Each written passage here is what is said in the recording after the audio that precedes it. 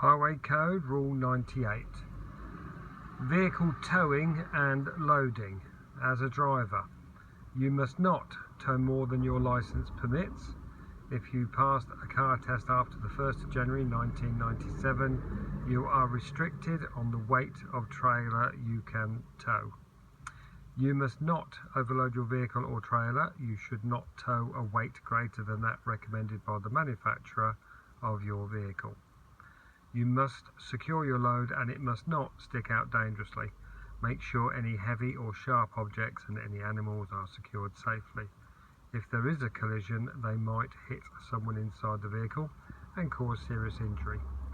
You should properly distribute the weight in your caravan or trailer, with heavy items mainly over the axles, and ensure a downward load on the tow ball. Manufacturer's recommended weight and tow ball load should not be exceeded. This should avoid the possibility of swerving or snaking and going out of control. If this does happen, ease off the accelerator and reduce speed gently to regain control. Carrying a load or pulling a trailer may require you to adjust the headlights. In the event of a breakdown, be aware that towing a vehicle on a tow rope is potentially dangerous. You should consider professional recovery.